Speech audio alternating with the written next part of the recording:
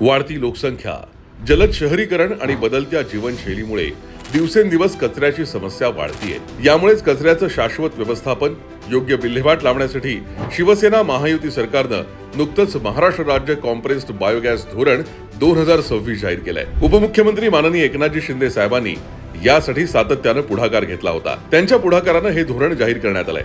या धोरणाद्वारे कॉम्प्रेस्ड बायोगॅसच्या उत्पादनात आणि घनकचरा व्यवस्थापन यंत्रणेच्या एकत्रीकरणास प्रोत्साहन मिळणार आहे। यामुळे घनकचऱ्याची विल्हेवाट लावण्यासाठी वापरण्यात येणाऱ्या जागेवरील भार कमी होईल, सार्वजनिक आरोग्यात सुधारणा होईल आणि हरितगृह वायूचं उत्सर्जन कमी झाल्यानं वातावरणाची गुणवत्ता वाढेल। जमिनीचा ऱ्हास, वायू प्रदूषण, ग्रामीण अर्थव्यवस्थेला चालना देण्यासाठी नागरी कचरा आणि कृषी कचरा स्त्रोतांवर कॉम्प्रेस्ड बायोगॅस उपक्रमांना बळ मिळणार आहे। इतकंच नाही तर जीवाश्म इंधनावरील अवलंबित्व कमी होऊन कार्बन उत्सर्जनात घट, वाहतूक, औद्योगिक आणि घरगुती क्षेत्रासाठी स्वच्छ इंधनाचा पर्याय उपलब्ध होणार आहे। याशिवाय कचऱ्यापासून ऊर्जा आणि सेंद्रिय खत निर्मिती करून शेतकऱ्यांना पूरक उत्पन्न मिळवता येणार आहे।